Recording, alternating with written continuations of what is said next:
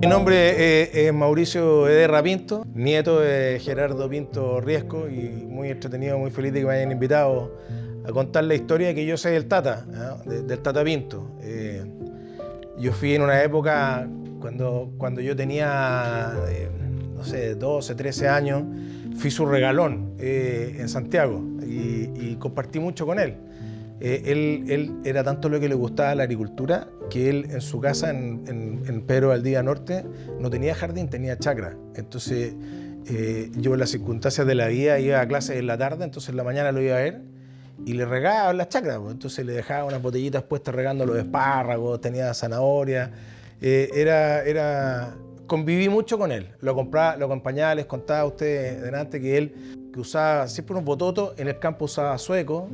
Se reía mucho, era de grandes carcajadas, una dientada grande, y siempre a los nietos nos trataba con mucho cariño y nos compraba con chocolate. Mire, yo llegué acá en el año 62, más o menos. Bueno, después del patrón venían los administradores. En ese año, cuando yo llegué, me acuerdo que el administrador general que había aquí era don Jorge Nareto. Yo llegué como de 9 años acá.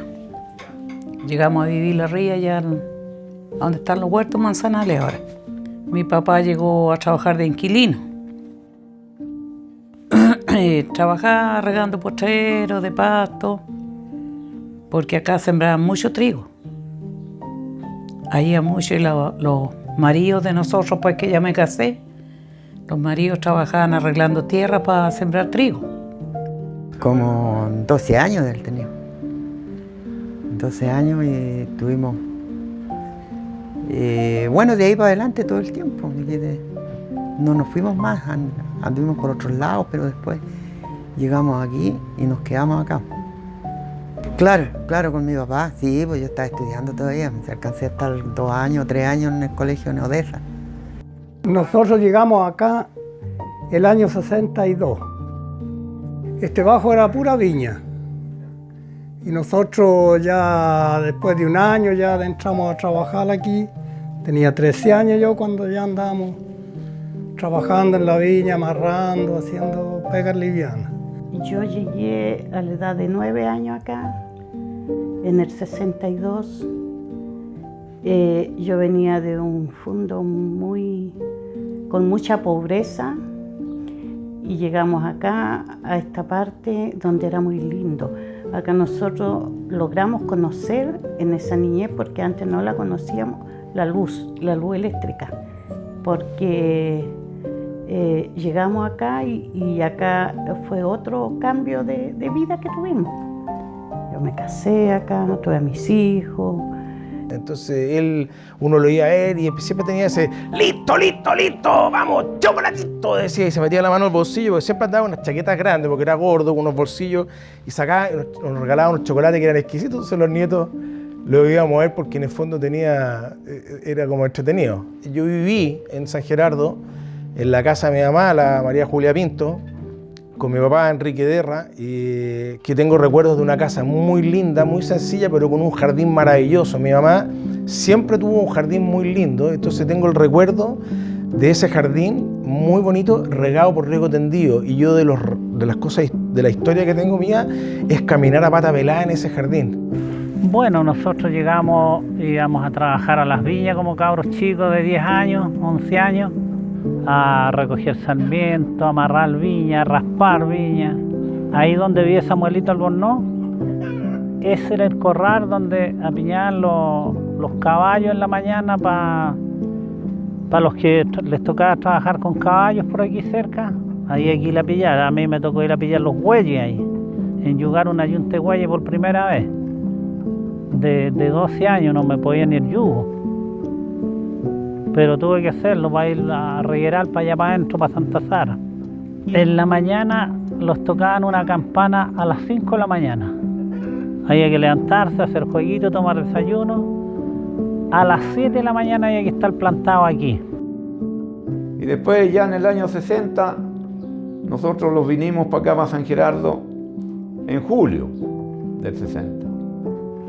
Y los vinimos, ¿no es cierto?, con la mudanza junto con el finado Emiliano Palma, ¿no?, la familia Palma. y los vinimos del Fundo Las Mercedes, como te acabo de decir, en un tractor, ¿no es cierto?, con 5 colosos, y ahí los vinimos las 2 familias. Aquí el patrón, lo más que él sembraba era trigo, porque él tenía mucha crianza de vacuno.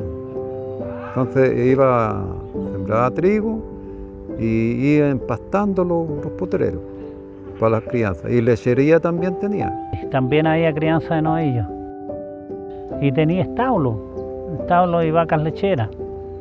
Sacaban leche. Ahí afuera en la llavería ahí estaba el cargadero para cargar los tambores con leche. Ahí el lechero, el establero era el papá Erceli, don Manuel Ponce. Esos viejos eran los estableros, los que sacaban la leche. Y en esos tambores de 50 litros los llevaban y los cargaban a un camión de los Torres, se pasaba recogiendo la leche. Y como le dijera, la procesaba acá y la mandaba en tambores selladitos grandes, muy bien procesadita. Tenía él para, a ver cómo le dijera, tenía unas maquinarias muy grandes, el hielo, todo eso donde la llevaban pasteurizada. Se hacía el mes de María, aquí en la llavería hay una iglesia, en mes de noviembre. Y a finales de noviembre se terminaba el mes de María y se hacía procesión de la Virgen. Se sacaba aquí por el parque de las casas patronales, por todo un parque hermoso que tenía el patrón.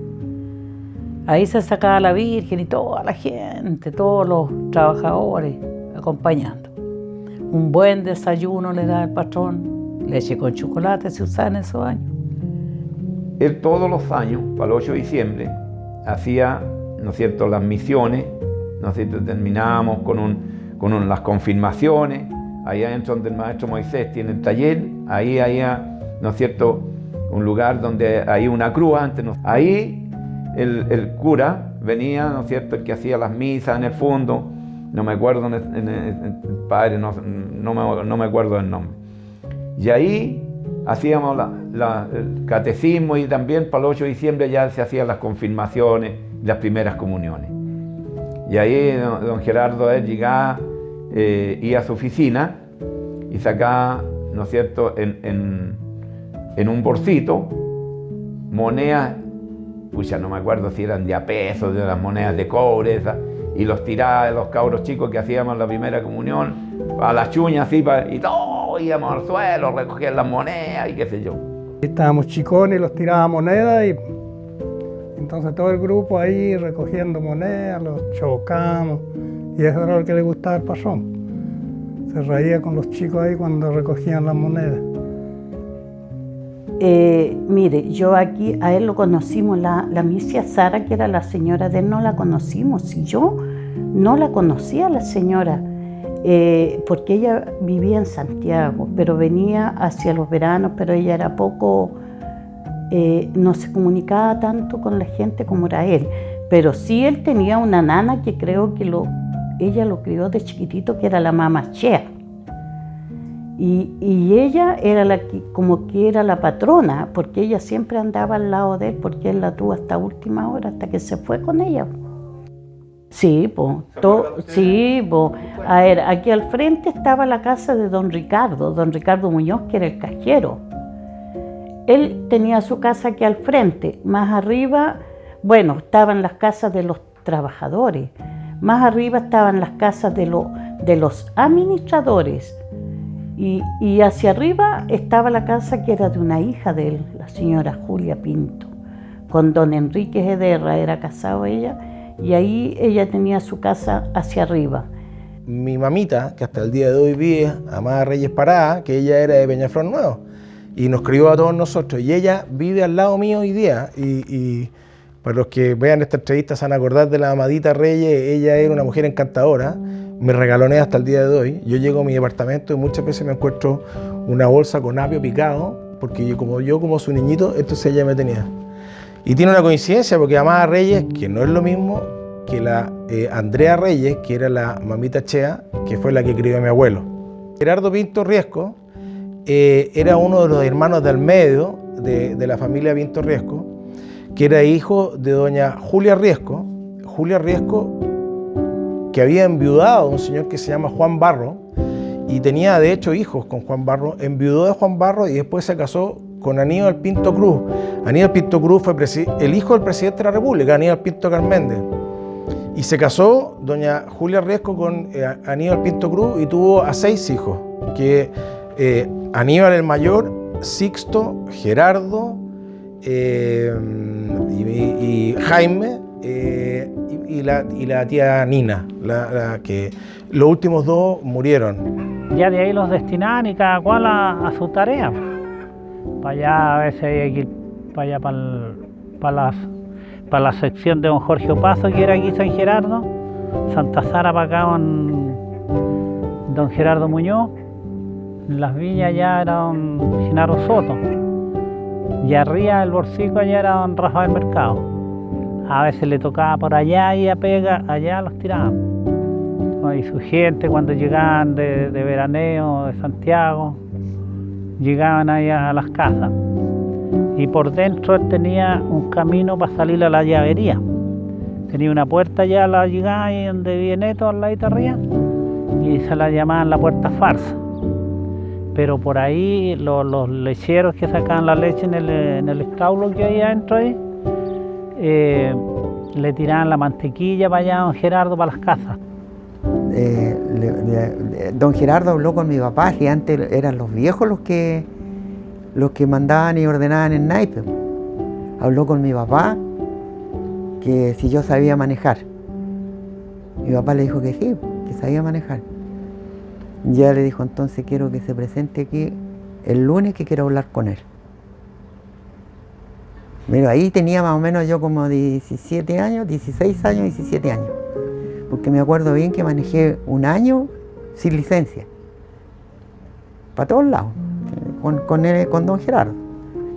Claro, y ahí me dijo don Gerardo que tenía que pagar yo antes se pagaba esa obligación que se hacía, primero y segundo obligado. Y me tocó pagar la obligación a mí de mi papá, para ganar la casa. Y de ahí a temprana edad, ya a los 15 años, yo ya empecé a trabajar en el fondo, en el campo, sacando galega, pisando filos que hacían para los animales, para las vacas lecheras, con una collera y caballo. Ya después ya empecé a trabajar, ¿no es cierto?, de ayudante mecánico en el taller con el finado mi padrastro, con el finado José Vara. Para mí, cuando el administrador del fondo, don Enríquez Márquez, en esos años, me dijo, porque todos los días la parada de trabajadores era en la llavería del fondo, donde todos conocieron ahí las tremendas bodegas que hay.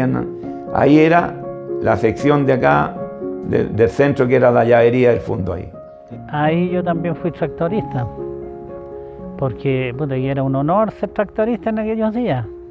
Habían unos tractores a lisharme chicos, que se hacían partir la manivela. Y ahí un W45, una lisharme. Y después ya y habían 2 Caterpillar de oruga, un D4 y un D2. Eso los piloteaba Carlitos Venegas. Y después ya empezó a comprar maquinaria más moderna. Se compró un John Deere 830, que era una tremenda máquina, un 4010 y unos Massey Ferguson chicos 65. Compró 2 también el patrón. Claro, de la casa de don Enrique Derra, que no era de él, pues era de la hija de don Gerardo, de la señora María Julia. Y más acá estaba la otra casa del empleado, del primer empleado, que era bueno, en ese tiempo que estuve yo hubieron varios empleados. Pero del que más me acuerdo yo es de don Enrique Derra. Él es el que estuvo más de empleado acá, y después llegaron otros de afuera, después tuvimos otros que el asentamiento ya, pero eso no es. Más arriba ya vivía don Jorge Opazo, que era empleado campestre, don Barduguino, que era el encargado de la lechería. Claro, es que lo dividían más porque era tan grande, pues, y era inmenso. Entonces cada capataz tenía su sector. Don Gerardo tenía allá abajo y aquí tenía Genaro Soto. Esta parte aquí, administraba él acá. Santa Sara. Administraba él acá y por el alto, arriba, camino al Bolsico, estaba don Rafael Mercado también, que era otro jefe que había. Había una campana en la llavería que tocaba la entrada de los trabajadores a las 12 y así pues, cuando tenían que entrar a su trabajo, tenía una campana, era ahí, y ahí se juntaban, y la campana tocaba en la mañana, mediodía y en la tarde, así que era bonito. Tata Gerardo siempre fue como muy responsable porque ellos quedaron huérfanos muy jóvenes. Su papá y su mamá murieron cuando eran muy jóvenes. Creo que el Tata tenía 7 años cuando quedaron huérfanos. De enfermedades, en esa época la gente se moría distinto que ahora. Pues no tiene enfermedad. La verdad que no sé muy bien de qué se murió, pero sí sé que murió muy joven. Pero tuvieron la suerte de que la mamita Chea o la Cheita haya estado con ellos y los crió y los sacó adelante a todos los casó bien, los sacó a todos profesionales. Mi abuelo era ingeniero agrónomo, en fin. Así que, claro, el Tata quedó huérfano muy joven, lo crió la mamita Chea. Ellos tenían por familia un campo en Batuco, que todavía está, de hecho, el sector que se llama el sector Lo Pinto, que es por lo mismo. Y por lo que yo me acuerdo de la historia, él arrendaba el Fundo Los Robles, acá. De hecho, mi mamá, la María Julia Pinto y la tía Sara Pinto, nacieron acá en Los Robles, acá en las casas, no acá en las casas. En esa época se usaba mucho nacer en las casas, no en las clínicas. Nacieron acá. Y hay no es una coincidencia, él arrendó Los Robles porque además mi abuela, su señora, Sara Opaso Cousiño, era hija de Pedro Opaso Letelier, que eran los dueños de Peñaflor y Peñaflor Nuevo. Y Santa Sara era, que está al lado de San Gerardo, era de mi abuela. Entonces ellos se casaron, arrendaron acá Los Robles, se vinieron a vivir acá en Los Robles, varios hijos nacieron acá, entre ellos mi mamá, y ya el año 42, 45, poco recién terminando la Segunda Guerra, o poco después de terminar la Segunda Guerra, se compraron San Gerardo. Y se van a vivir a San Gerardo y empiezan a construir San Gerardo. Estábamos viendo recién las fotos en el álbum ahí con don Nelson de las primeras partes donde aparece la construcción de la casa de San Gerardo, sin árboles, sin nada al lado, y es muy bonito. Y entonces del matrimonio de mi abuelo Gerardo con doña Sara Opaso nació el tío Jaime Pinto Opaso, que fue el que más vivió acá en el campo, porque él de hecho vivió en el Bajo Santa Sara mucho tiempo y murió acá en la comuna, en la casa de una prima mía, la Titi Pinto. Después viene la tía Angélica Pinto, que también murió, y después viene mi mamá, que también murió el año 2010, el año 2009, y después viene la tía Sara Pinto, que vive, el tío Gerardo Pinto, que todavía vive en Puerto Vara, y el tío Andrés Pinto, que es mi padrino, el hijo menor de mi abuelo. Pues se vinieron para acá, vivían acá. Yo tengo muchos recuerdos de mi mamá cuando se juntaba con sus amigos. Ella siempre cuenta cuando era soltero y los amigos hablan. ¿Te acuerdas de San Gerardo? Cuando íbamos a San Gerardo parece que vivían muy bien, lo pasaban muy bien. La parte familiar, digamos, era muy entretenido. Mi abuelo además, como era muy mañoso, porque era muy mañoso y le gustaba la comida, por eso que era gordo, contaban las historias que él cuando se sentaba en la mesa a comer le tenían un cartelito. Entonces, igual que un menú en un restaurante, le decían qué es lo que había de comida ese día, qué es lo que le iba a llegar para que no tuviera la sorpresa. Esa era la casa patronal del patrón Gerardo con la patrona Sara Opaso. Tenía su oficina ahí en la entrada, ¿no es cierto?, donde se entra para adentro para las casas. Ahí tenía su oficina él, donde operaba él, donde llamaba a los empleados a veces que tenían que rendirle cuenta del diario, del fondo. Y bueno, indudablemente también tenía su camioneta donde salía él a revisar su fondo, pero más que todo, todos los días él salía en su cabrita a recorrer los trabajos, a recorrer las secciones. Sí, él, bueno, para el final de la trilla, lo hacía, mataba a su novillo y lo hacía una buena comilona. Pues. Las empanadas que nunca fallaban también salían ahí. Pero les trabajábamos harto. Si yo trabajé en la trilla también, más o menos de la edad tengo que haber tenido yo como 16 años. Se hacía aquí al frente una fiesta con baile, con asado, con todo. Él ponía 2 o 3 novillos en la cancha.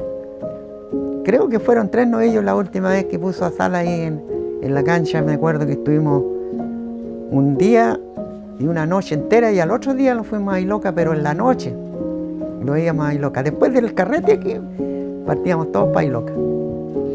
Cuando llegaba San Gerardo a la playa, ahí en Quinta de Recreo, que era suficiente con San Gerardo que llegara y se llenaba todo. Veíamos la mayoría de una pura ramada que Quinta de Recreo se llamaban allá. Y ahí estábamos hasta el otro día. A veces estábamos 3, 4 días y ninguno veía el mar. Con todos los gastos pagados, en esos tiempos no se iba así como les dijera, a cabaña, no, a la playa, con carpa, campamento inmenso. En esos tiempos se usaba mucho el campamento en la playa, entonces con carpa, todo. Ya, los tenía por allá sus 3, 4 días, tal vez más, no me acuerdo yo mucho, pero después él llegaba ya en la camioneta, no sé si se lo han contado los demás, llevaba sus corderos muertos, con bandejas de huevo, dulce para los niños, y a pasar un día con su gente allá. Pero les llevaba que comer, y por supuesto la garrafa de vino, los chuicos en esos tiempos. De ahí a la playa, estaba el camión listo, teníamos que tener todo listo nosotros. A la playa por 8 días, a Iloca. Ya estábamos 4 días allá, llegaba una camioneta a dejar las cosas de comer. Ahí los mandaban la carne, verdura, de todo, todas las cosas que faltaban. Y la gente unía, pues hijo, no como ahora, todos unidos, nadie peleaba. Los niños eran educados, saludaban a los mayores. No como ahora que pasa un chiquillo, pasó nomás, la vio uno, pues antes no, pues. Y era muy linda la vida de antes. Sí, el patrón, todo eso era al final de cosecha. Él los primeros años, como las micros eran escasas, los llevaba en el camión que tenía él, que el chofer era el Humberto. Íbamos en camión, pero íbamos a Calpa. Claro, terminando las trillas, ya tardía viene el banquete. Y ahí tenían, yo creo que deben haber matado a su par de novillos. Y vamos haciendo asados y cazuelas ahí. Y el viejito que mataba a los animales era Chirigüita, ese era el capo para los animales, el abuelo de los liopos. Y ya, pues y después a la playa. Siempre al término de cosecha se arrendaba una micro, los llevaba a Iloca. Ayer sí, una fiesta en Iloca, haber sido de la buena, entretenido. Un viaje a Iloca que no es como el de hoy día, pues un viaje que se demoraba, no sé, por 4 o 5 horas. Cuando Chile fue tercero, campeón del mundo, ahí él tomó la decisión. Primero, Daniel, hubo una cancha ahí donde tiene la casa La Lucinda. Y después el patrón decidió ya, cuando le hizo la casa para sus yernos ahí, qué sé yo, cambió la cancha allá al tranque arriba. Cuando en el 63, cuando Chile fue tercero campeones, él los regaló acá y hicimos esta cancha que todo el mundo conoce hoy día. Costó hacerla, para qué te digo, porque era ahí un hoyo ahí justamente en la esquina del taller, entonces se rellenó todo eso y se hizo esa cancha.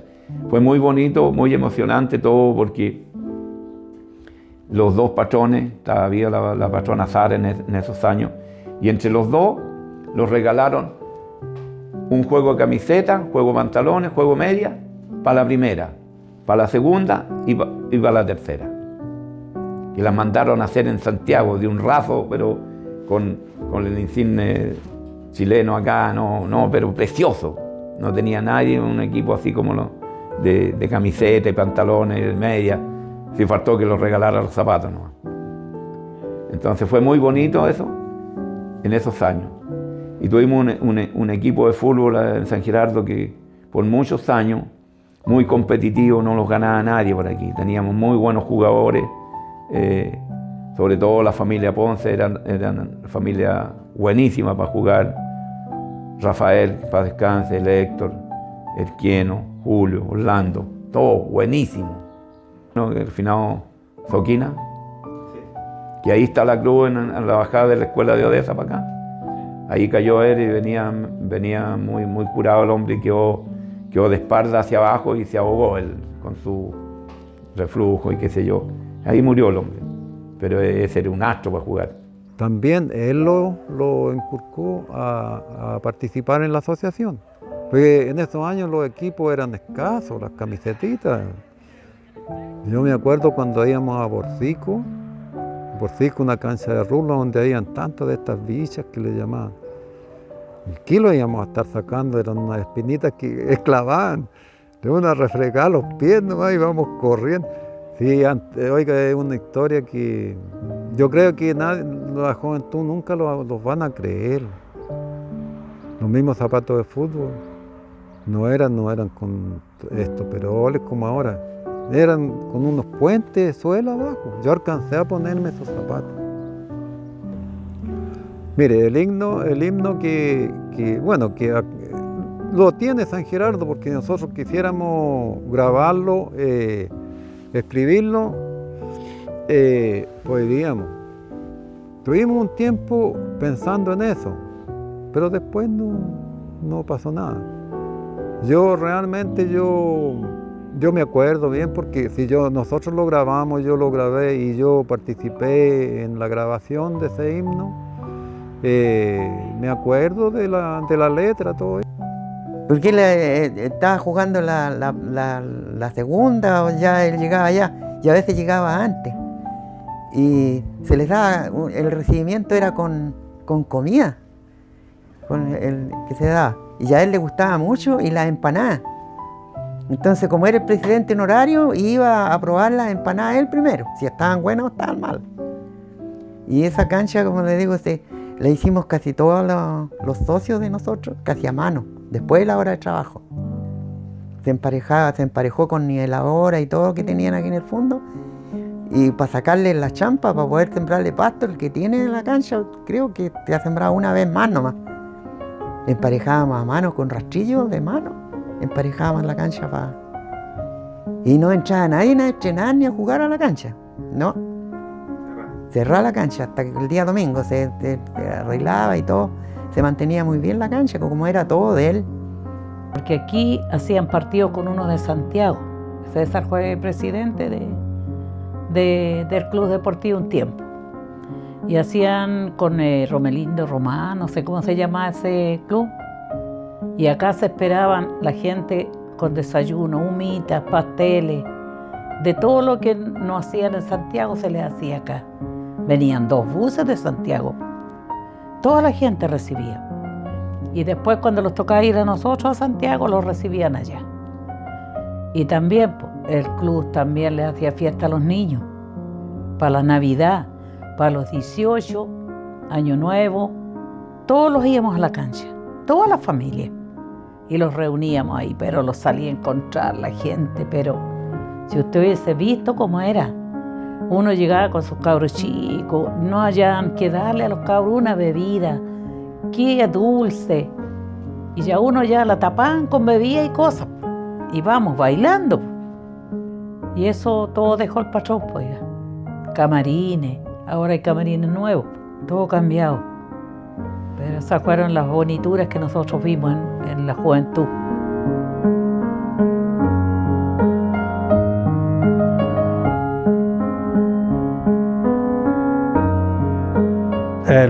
Sí, el patrón fue muy deportista. Él iba a la cancha todos los domingos, estaba allá paradito y le gustaba que ganaran. Y el patrón ayudó mucho al club. Lo ayudó mucho, sí. Incluso nos daba un postrero para que lo sembráramos de trigo. ese era todo fondo para el club. Pillaba un chancho en un porrero, sacaba una multa, para fondo para el club también. En esos años estaba José Vara, muy bueno y derecho el hombre. Juntó tanta plata el club que no me va a creer que después, en vez de pagar nosotros una cuota, el club nos pagó a nosotros. Lo hizo una repartición de plata. Y tocamos varias monedas, no me acuerdo cuánto fue, pero los dio a cada socio un poco de plata el club. Porque el patrón lo ayudó mucho. La maquinaria que había, niveladoras, tractores, fueron a hacer el Estadio Molina y vinieron a contratar las maquinarias aquí. Pues. Y el patrón le dijo, yo no tengo maquinaria, el club tiene maquinaria. Así que hablaron con los dirigentes del club, llevaron toda la maquinaria de aquí a hacer el Estadio Molina. Y el club cobró toda la moneda, todo era para el club.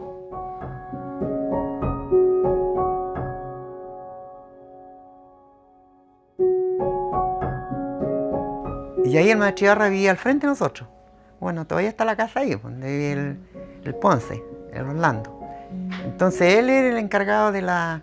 Y cuando no estaba él, era encargado el papá de la Clara, don Ricardo, de ir a ver. Y ahí había esa turbina, tenían que dejar agua del tranque, dejar un poquito en la tarde pasar, que era un lío eso. Entonces, como era poca la presión, era como tener una vela en la calle y la luz, pero alumbraba, pues, sí, eso sí, pues, sí, se sentía más, como más, ¿cómo se llama? Más protegido, una cosa así, digámoslo. Porque había luz de aquí para arriba nomás, de las casas para arriba, para acá para abajo no había, ni para allá tampoco. Era de aquí para arriba hasta donde don Emiliano, la casa donde empieza la población ahora, hasta por ahí llegaba nomás la luz, no era más arriba.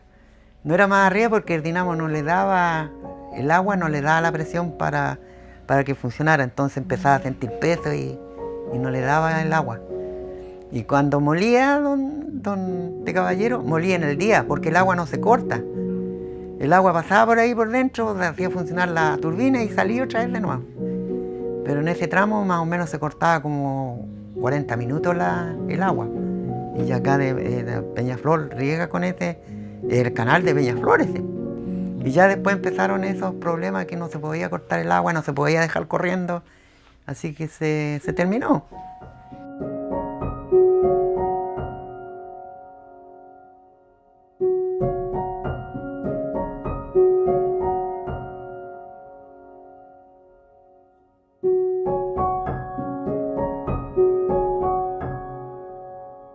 Bueno, sí, pues el Tata inauguró el año 1950 y algo una cancha de aviones y como las coincidencias de la vida no dejan de producirse, el primer hombre que aterrizó en esa cancha en un avión es un señor que se llama Sergio Marchán Lyon, que vino en compañía de un cura que se llama, no me acuerdo el nombre, pero Sergio Marchán Lyon es el actual, o sea, es el abuelo de mi mujer, Macarena Marchán. Entonces, el abuelo de mi mujer fue el que inauguró la cancha de aviones, que es una cancha que queda bastante lejos, bastante arriba, pero tener una cancha de aviones era un tema. Eso habla de lo innovador que era el Tata. Él quería tener comunicaciones, el teléfono, tenía tecnología, sí. Ahí, cuando ya empezaron a salir los productos químicos para los rabanales, todos esos pastos que salían, ahí ya se empezó a aplicar herbicida con avión. Aterrizaban los aviones ahí y cargaban los aviones y llevamos en agua en los colosos, con tractor. Tirábamos del Canal Donoso agua para allá y a la punta de la cancha para cargar los aviones. Y después se hizo una metida para el avión, se venía por la orilla abajo y paraba a la orilla el canal para que quedara más cerca. Así que, bueno, recuerdo de San Gerardo. Yo he seguido viniendo toda mi vida acá. De hecho, les contaba cuando nos juntamos los tres, yo estudié mi examen de grado acá y nos metimos en un campeonato de fútbol en la llavería, porque en la llavería no quedaba mucho y se armaron una cancha ahí y la iluminaron por arriba con el equipo Galpone acá, con los trabajadores de Galpone, y salimos vicecampeones. Así que, y a mí me ponían porque era el hijo del patrón, no, porque era re malo para la pelota, así que no me ponían un rato y después me sacaban, Pero fue muy divertido, lo pasamos muy bien. Y toda la gente ahí siempre se acuerda con mucho cariño. Yo nunca he tenido a nadie que haya hecho una cosa distinta al Tata.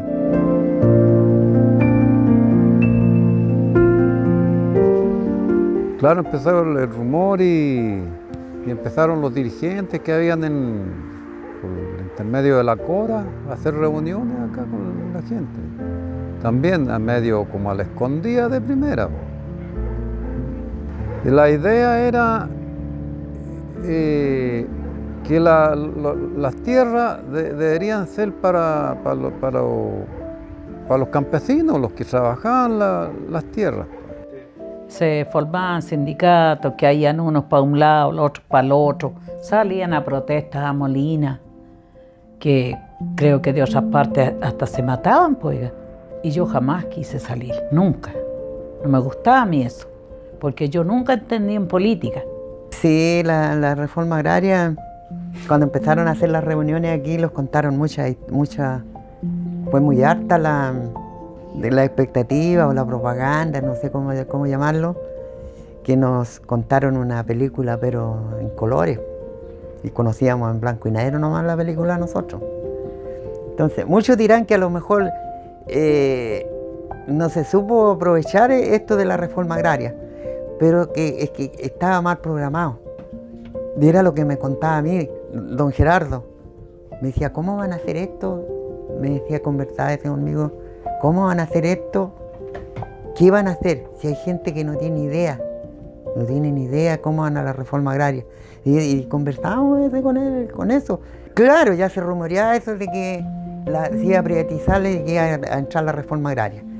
Entonces, yo lo que me acuerdo de este caballero, de don Gerardo, él decía así, no puede ser que le entreguen la tierra a gente que no sabe. Se abusaba mucho porque de partida la jornada era muy larga, de sol a sol. Entonces llegaron viejos del pueblo viendo esos temas para mejorarles, para aliviar un poco el trabajador. Entonces, ¿por dónde partieron? Formando los sindicatos. Aquí se hicieron a escondidas allá por la Romana, arriba en el Cerrillo. Por allá se hicieron las primeras reuniones. Y después don Gerardo supo y dijo que por qué se iban escondidos si él no sabía que eso venía. Así que ahí ya después se hacían los pliegos de peticiones que le pasaban al patrón lo que pedían los viejos. Y ahí se compuso la cosa para nosotros. Y los sindicatos que habían en los distintos fondos para acá tenían que pertenecer a la Central Única de Trabajadores, que era la CUT. Y eso estaba en Molina, ¿no es cierto? Las oficinas de donde estaban, ¿no es cierto?, digamos, las personas que entendían cómo hacer un sindicato, o cómo manejar, o cómo pasar un pliego de peticiones en el fondo para que los aumentaran el sueldo, los dieran regalías, ¿no es cierto? Así empezaron los primeros pasos del año 68-70. Bueno, pertenecíamos, ¿no es cierto?, a la Central Única de Trabajadores ya, y en el año 71 se les expropia el fondo al patrón Gerardo. En esos años ya después empezaron a hacer reuniones, empezaron a dejar a encerrar al patrón ahí, no dejarlo salir, que saliera para ninguna parte. No podía salir nadie de las casas. La gente se organizó y tempranito, día y noche ahí haciendo guardia para que no salieran. Incluso el patrón salió un día a la puerta a conversar con la gente, que él no tenía nada ni un delito, nada. ¿Por qué no lo dejaban salir? Y de ahí empezó después ya, bueno, pues la Cora fue la que hizo las expropiaciones. Bueno, en eso ya estaba de presidente Sinadito Allende. Ahí ya llegó la cosa firme y se empezaron las expropiaciones. aquí, cuando dijeron, supo él que se iban a tomar el fondo por cosas de la reforma agraria, ahí quedó la embarrada nomás. Entonces, ¿qué es lo que hizo él? Habló que él prefería, ¿cómo se llama?, repartirle él el fondo a su gente y no que se la repartiera a la Cora. Eso lo dijo, y así mismo lo dijo él. ¿Cómo es posible que venga otra gente a repartir la tierra? Que tiene gente que nada, eso protestaba. Entonces la Cora no le permitió a él. No le permitió y dijo que tenía que ser así como era la ley. Y se llegó acá la reforma agraria y llegaron el sindicato primero, el sindicato a veces fue para bien, a veces fue para mal, no actuó muy derechamente, en parte tuvo falencias y no anduvo muy bien. Y este caballero acá preguntaba cuándo iba a ir a mí, me preguntó muchas veces, yo nunca le dije nada. ¿Por qué? Si pierden más, me decía, si tienen huelga, pierden los niños, pierden todos, pasan hambre, porque yo no les doy el pan, pierden el pan. Y era mentira porque el pan para los niños, decía. El pan es solamente para los niños, no para los que están en huelga. O sea que el pan lo repartía igual, se lo daba, pero para los niños. Yo de ahí era como era el chofer de esto, que yo tenía que estar temprano adentro. Para salir a las 7:15 tenía que salir yo de ella. Y salí y me encontré con la sorpresa, yo entraba temprano, y salí y me encontré con la sorpresa que estaba la puerta con llave ahí, pues. Y estaba don Antonio Díaz, el Beto Salas, que no está aquí ahora, y habían tres ahí, cuando le estaban echando llave a la puerta. Y yo le pregunté qué pasaba, me dijo una toma del fondo, una toma por los trabajadores del sindicato del fondo. Así que me dijo, tenéis la posibilidad de o te quedáis adentro o te quedáis afuera. ¿Y eso qué significa? Que tú, si estáis de acuerdo con el patrón, te quedáis adentro. Si no estáis de acuerdo con él, te quedáis afuera. Por supuesto, yo me salí para afuera porque dije, no, me quedo afuera. Y me quedé afuera. Y entonces yo empecé, como chofer particular del dueño, no tenía que haber hecho eso, según la idea. Dije yo, bueno, tengo dos opciones y me voy a tener que ir y me voy a tener que ir igual. Y me salí para afuera. Y pagué un pato ahí, yo le porté un buque yo. Porque justo ese día yo iba para Santiago, como chofer tenía que ir a dejar la hija de don Gerardo con las nietas a Santiago. Y no fueron.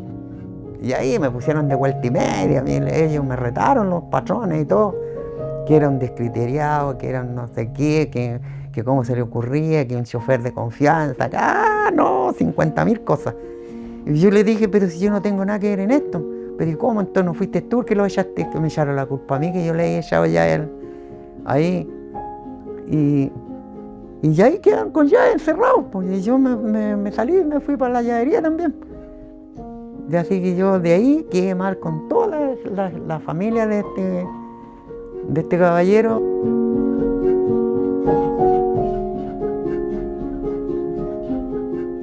Este fondo de aquí no lo quería, o sea, no queríamos expropiarlo. Seguir siempre con el patrón, si el patrón lo decía. Que incluso quería que lo trabajáramos a media, entre todos. Pero hubieron dirigentes que dijeron que no, que eso no podía ser. Y decidieron quitarle el fondo. Así que se fueron a las casas del patrón, lo encerraron ahí. Y se les quitó el fondo. Y de ahí después partimos trabajando todos en comunidad. Santa Matilde, como 80 hectáreas de reserva que quedaron para el patrón ahí. Y el patrón nos dijo que por qué no trabajaban en comunidad, él ponía la plata y nosotros trabajábamos. Y no quisieron quitarle el fondo. El 75, en mayo del 75, hicieron la entrega de las parcelas. Que le hicieron donde yo tengo los caballos hoy día, donde el taller del fondo, ahí sí hizo una convivencia de varios fondos que se expropiaron, se entregaron ahí las parcelas, los títulos de dominio, en pleno gobierno militar. Eso se hizo en el 75, acuérdate que el 11 de septiembre asumieron los militares. Los que estábamos hacían años acá, todo, y gente de afuera, ahí no muy bien, porque teníamos que tener ¿cómo se llama? Un gerente. Ese movía todo, los sacaba los créditos, los cobraba los créditos y quedamos a manos peladas. Esos los robaron hasta las ganas. Y cobraban el 1% de interés. Pues imagínate, en 87 parceleros sacaban un buen fajo de plata. Sí, hay años que no los quedaba ni uno, porque como fueron 2 años nomás. Y por eso de ahí ya eso se terminó y los largaron.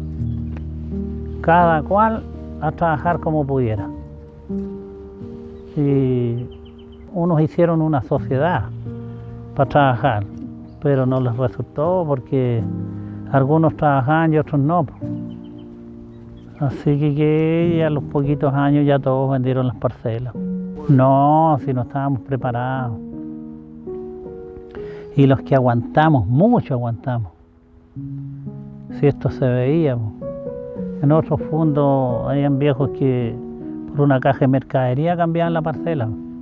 ¿Y qué iban a hacer? Y no había con qué. Si, yo te voy a decir, yo no tenía ni una pala. Y me fue bien los primeros años, claro que hubo que trabajar harto, sí. Compré bestias, porque todos trabajamos con caballos.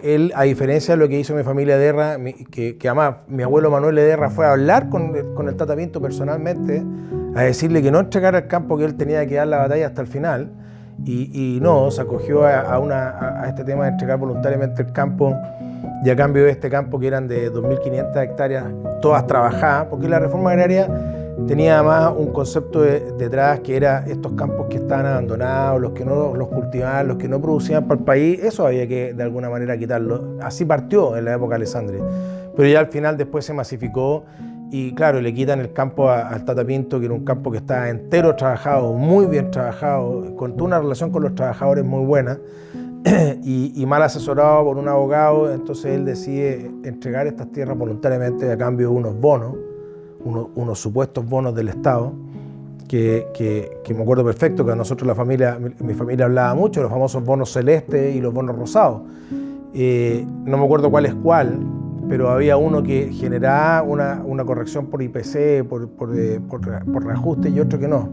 Al final, la mitad de los bonos que era plata que pagaba el Estado por lo que había expropiado. Al final el Estado pagó 0 por eso, y la otra mitad, muchos años después, el año 81, el año 82, las AFP los compraron como un vehículo de inversión. Y entonces recibieron un poco de plata, más lo que les quedó de reserva. Este campo que tenía, no sé, 2.000, 2.500 hectáreas, la reserva fue de 100 hectáreas, que está ahí al lado de Peñaflor, que es lo mismo que pasó con la gente de acá. 100 hectáreas dividido entre 6 hermanos, tampoco tenía mucho destino económico, no da para 6 hermanos. Entonces, el recuerdo de mi familia es muy triste. De hecho, cuando ustedes me invitaron a hacer esta entrevista, de recuerdos del Tata Pinto o de Gerardo Pinto, yo me emocioné muchísimo, lo encontré lo más entretenido que hay, porque yo de alguna manera yo sigo estando acá. Y pensé que mis tíos vivos iban a querer venir a contar la historia, la poca y nada de historia que les he contado yo a ustedes ahora. Pensé que ellos iban a estar emocionados en venir, y no, al contrario, ellos tienen un recuerdo muy triste, porque sienten que les despojaron de un patrimonio que era el patrimonio familiar. O sea, mi abuelo Gerardo era un tipo que tenía una muy buena situación, o sea, tenía 2.500 hectáreas o 2.000 hectáreas, las que sean. Trabajaba, era una familia que andaba bien, ¿no? Y de la noche a la mañana les quitan el campo en una época muy compleja para todo el mundo, que además los hace a todos enfrentarse a uno con otro, una cosa parecida a la que estamos viviendo hoy día. Entonces, fuera que les quitan el campo, la relación con sus trabajadores por las circunstancias, me imagino que no va a haber sido del todo fácil. probablemente deben haber quedado muchas odiosidades clavadas ahí, para ellos es re triste. Yo no lo viví, yo lo viví como recuerdo de mi familia, yo no lo viví personalmente. Yo sí recuerdo haber venido con mi abuelo Derra acá a las casas de galpones y haber clavado las trancas, haber sellado la casa por dentro para que no se metieran, para que no se las tomaran, porque lo que no podíamos permitir era que existieran las tomas, porque eso era lo que ya generaba el principio del fin. Digamos que en San Gerardo fue distinto porque mi abuelo lo entregó voluntariamente bajo la promesa de que el Estado le iba a pagar y no le pagó. Esto de eso que le cuento yo, de que la parcelación estuvo bien hecho, pero estuvo mal administrado, mal supervisado por toda esa gente que pusieron, que nunca hayan tenido la experiencia para controlar todo eso, y al final salir con que fue un fracaso total, un fracaso rotundo para todos. INDAP, pues INDAP era la que cobraba estas cosas y al final, para nada. Yo después de tener mis cosas, eso es lo que más duele. Ahora no lo siento, yo no lo siento, pero lo sentí cuando, si yo me quedo dormido, habría estado botado, no sé, por ahí, no habría tenido esto. Pero es gracias al trabajo de los dos. Y una buena administración de mi mujer, porque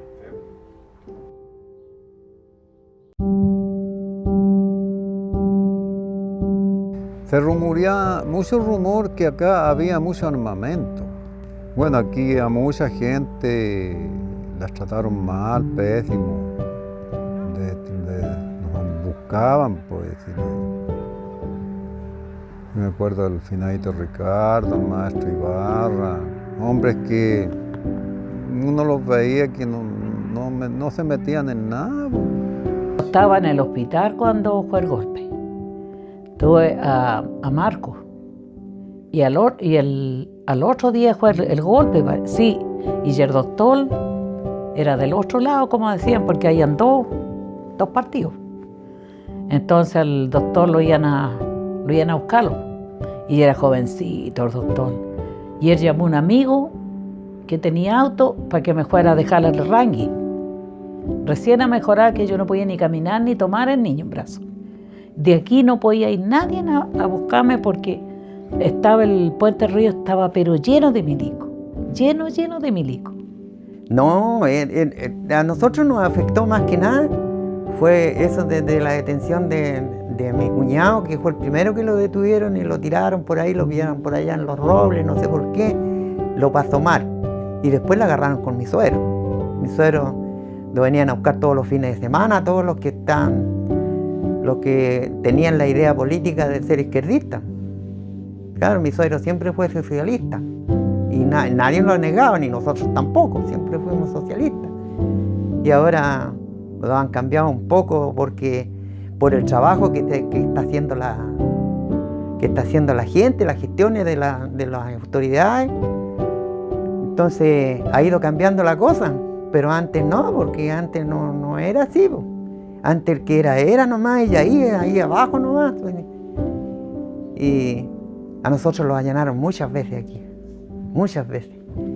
Y la humillación de los militares contra la gente, eso es imborrable. Eso es imborrable. Pues ahí en el cruce, ahí a toque de queda como ahora. Y como las 2 de la mañana, y el toque de queda era a las 10. Ahí lo pillaron los carabineros, nos dieron una pateadera y lo echaron para la casa. Pero de porfiado uno se las busca. Si las cosas pasan porque uno mismo se las buscó. Si nosotros fuéramos sido más obedientes, no habíamos salido, nunca lo habrían pegado. Porque corrían los rumores que habían, bueno, y habían radio en esos tiempos también, que había habido un golpe militar. Y de repente, plum, que llegó muchos soldados acá, mucha gente, muchos militares. Y me acuerdo siempre que a las 12 se tocaba la campana. Tocaron a las 12 la campana. Y ahí llegaron todos, y ahí agarraron a toda la gente. Las metieron al patio ahí. No, si estábamos allá en la viña trabajando. Y Samuel Soto estaba chiquillo, chicón, y llegó allá, dijo, está lleno San Gerardo de autos de militares, dijo. Y ya, pues, los vinimos cada uno para su casa. Claro, estaba todo lleno y por allí por el otro lado habían camiones para arriba. Y yo venía entrando ahí, hay una patrulla afuera con un mayor. Buenos días, amigo, buenos días, señor. Harta ahí. Y aquí donde Julio, al lado abajo, detrás de un tronco así, tenían una cinta así de bala apuntando para acá. Y me dijo, oiga amigo, usted le encontramos una almita, me dijo, andaba con un papelito en la mano. Y un poquito de munición. Me dijo. Sí, le dije, yo tenía una escopeta a mi abuelo, le dije yo, y yo la mandé a arreglar. Le dije. Pero es malita, sí es malita, me dijo. Así que me dijo, va a tener que acompañarlos para Talca, pues amigo. Claro, ni un drama, pero dejen cambiarme ropa, pues le dije yo. Y 2 milicos ya vayan en la puerta apuntando para adentro. Y así que me cambié ropa, me eché un poco de plata al bolsillo y azotamos ahí los llanos, Jaime, el flaco de la leche, don Manuel Añigual, allá a Talca. Los metieron a la guardia, llegó don Antonio Díaz también. Llegó un militar y dijo, estos son los extremistas, dijo.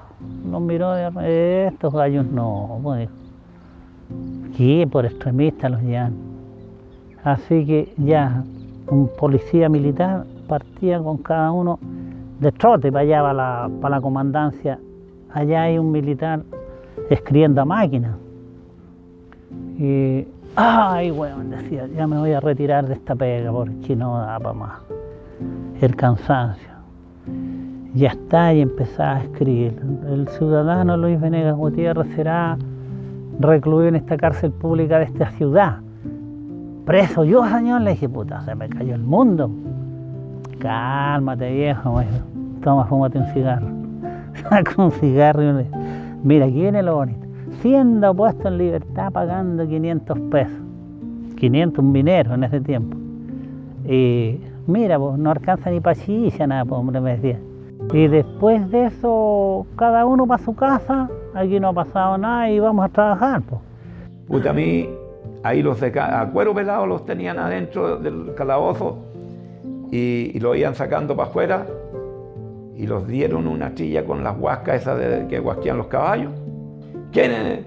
Ah, los agitadores políticos. ¿Cómo se llama? Puras tonteras, pues. Ya, los tuvieron toda esa noche y al otro día a las 10 de la mañana los sacan para Talca.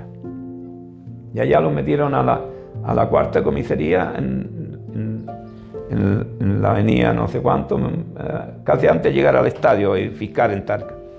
Ahí los meten y ahí los investigaron. Pero no los encontraron culpables, si no teníamos culpa de nada.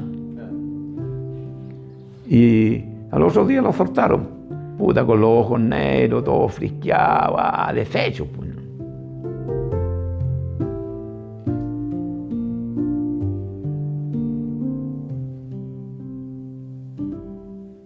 No, está muy cambiado. San Gerardo ahora no.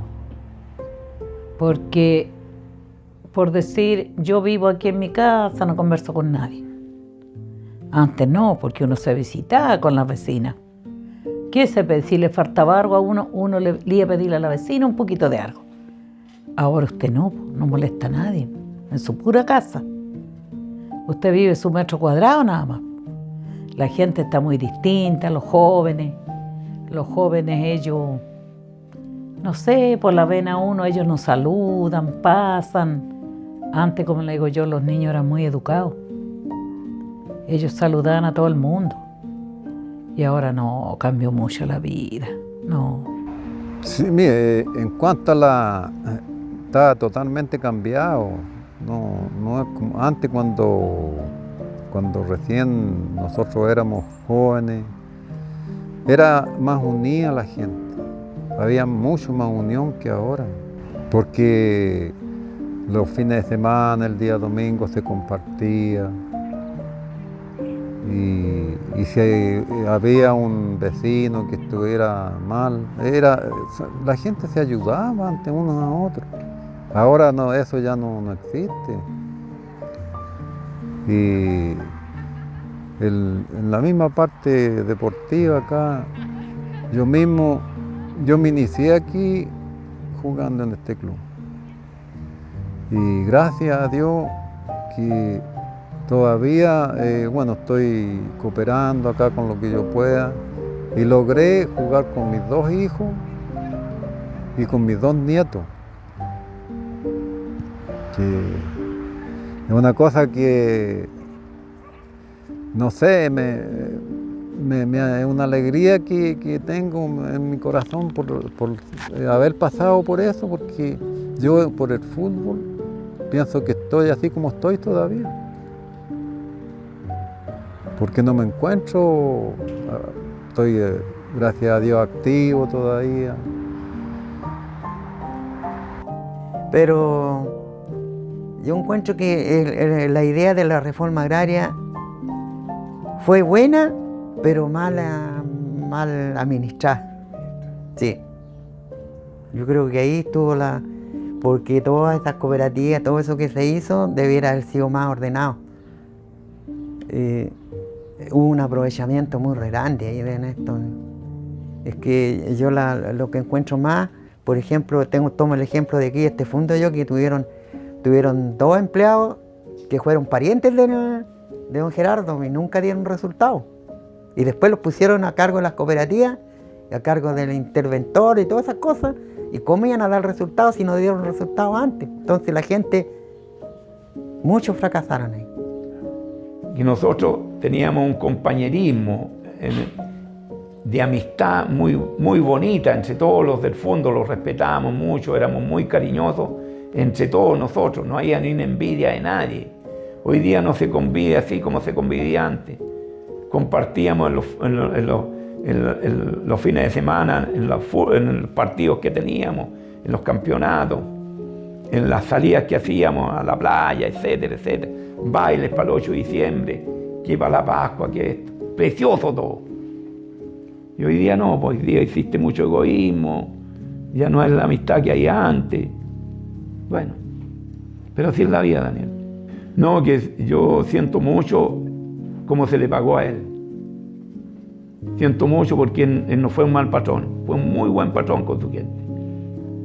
Que éramos pobres, pero que él lo ayudaba de acuerdo a cómo podía él. Los 2 patrones, la patrona Sara y él, muy bueno. Ya cuando a él ya se le quitó el fondo, él no quiso quedarse acá. Prefirió abandonar las casas y irse a Santiago. Y ahí él ya se enfermó, cayó en depresión y en poco tiempo murió él.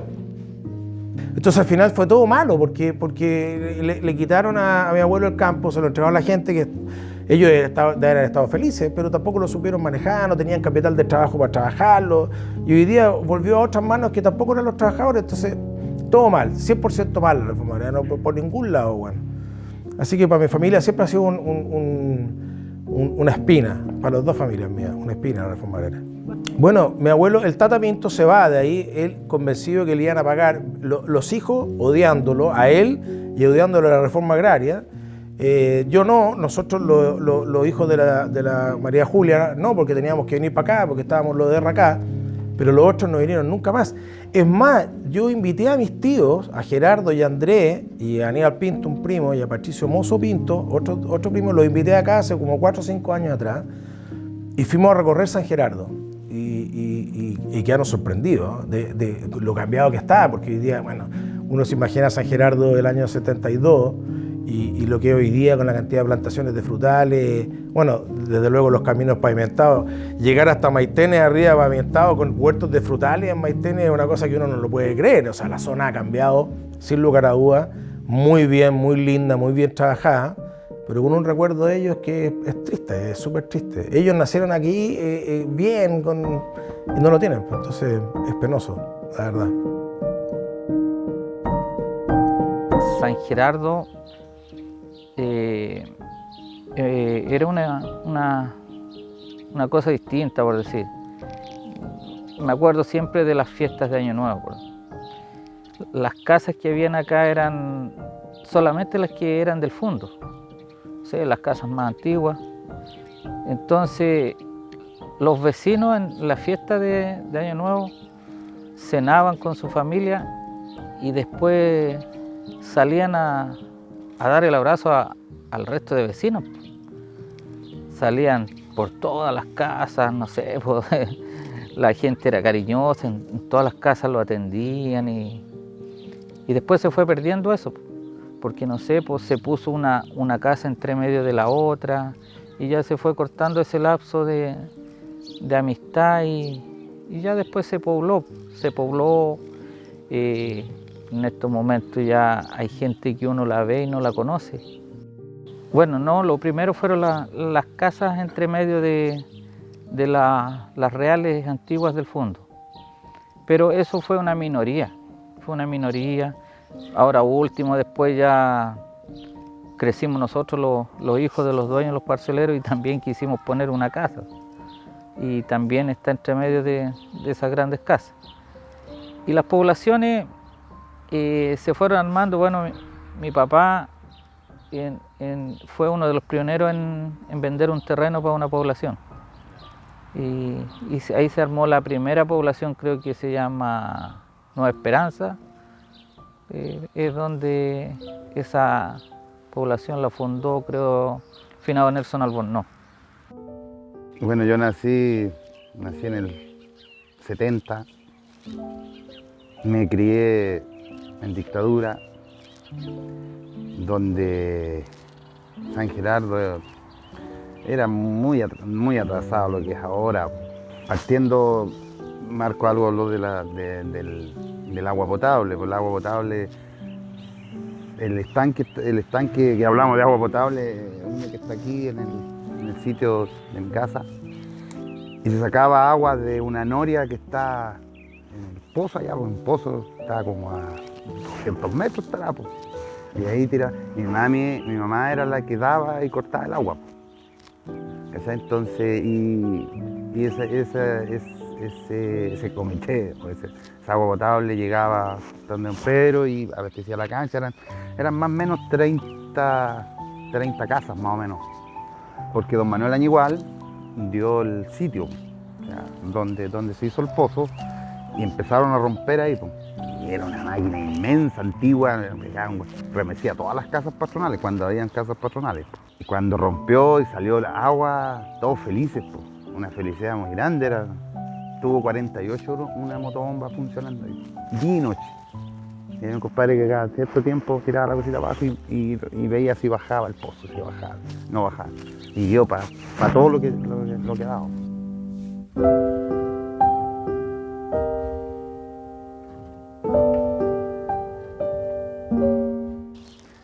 San Gerardo es una muy bonita localidad. Yo he salido para otros lados de la cuestión y es muy bonita esta localidad. ¿Qué mensaje podemos dejarle a las nuevas generaciones y a nosotros mismos? Como cuidémosla, cuidemos nuestra zona, seamos buenas personas y sentirse orgullosos de vivir aquí, pues.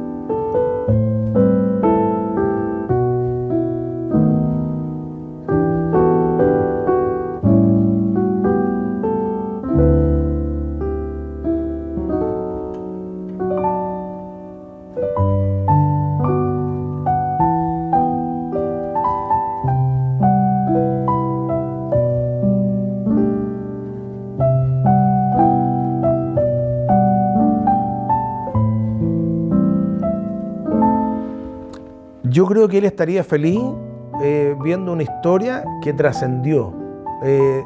Yo siento mucho orgullo cuando vengo para acá, invito amigos nuevos y les cuento que Gerardo, ese punto que sea de San Gerardo, es mi abuelo, no es un señor, mi tatarabuelo, no, es mi abuelo. Yo vivía ahí y él tenía un cuento lindo, y lo mismo que ustedes me cuentan, que han entrevistado a sus trabajadores, que no sé si quedan mucho, pero debe quedar harto, que le tenían cariño, eso yo creo que a él lo tiene que hacer sentir bien, digamos, yo tengo una impresión de que él tenía una muy buena relación con su gente, con sus trabajadores.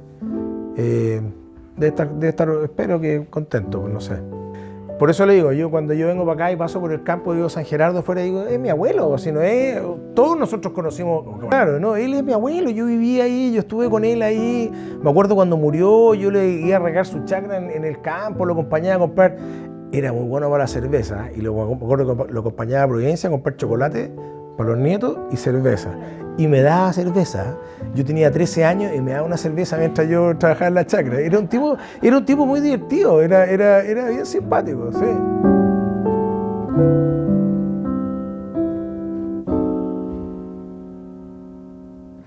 Lo primero que les quería contar, antes de mostrarles la foto del álbum de don Gerardo, es que tengo, porque cuidado de mi madre, este era el maletín con que el Tata iba al colegio.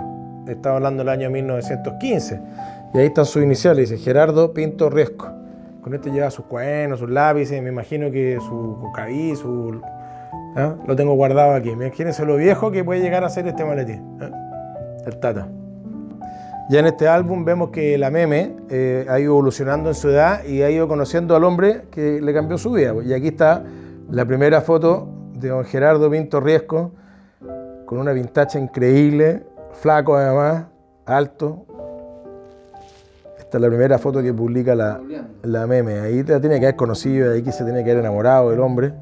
Bueno, como les contaba, la cancha de aviones, la primera persona que aterrizó en esa cancha de aviones fue don Sergio Marchán Lyon, que es el abuelo de mi señora, Macarena Marchán. Muchos de aquí lo conocen ya.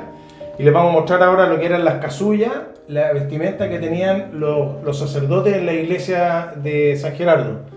Este juego de acá, la Maca nos va a explicar cuál era para cada uno. Esto de aquí se ponía, el sacerdote se lo ponía en el cuello, esto era para tapar el cáliz, y después tenía esta otra que es igual al del cuello, que se lo ponían acá en el brazo, para irse, en el fondo se lo ponían acá aparte. Y después este era como uno que se ponían arriba como unas capas y se lo ponían acá atrás, de acuerdo a lo que la suegra me dijo. Y esta es una casulla, que si se fijan está en la espalda, porque eso era lo importante.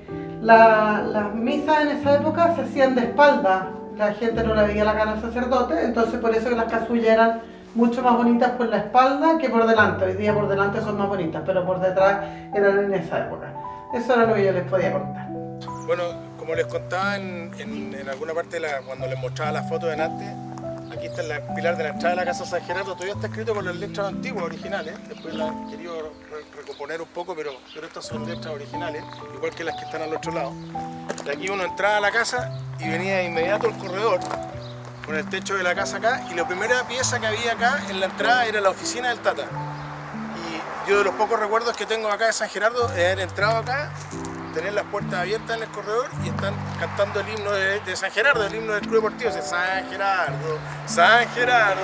Lo canté, ya, me atreví, pero y ahí venía la casa entonces para allá, que hoy día lamentablemente después del terremoto ya no queda nada.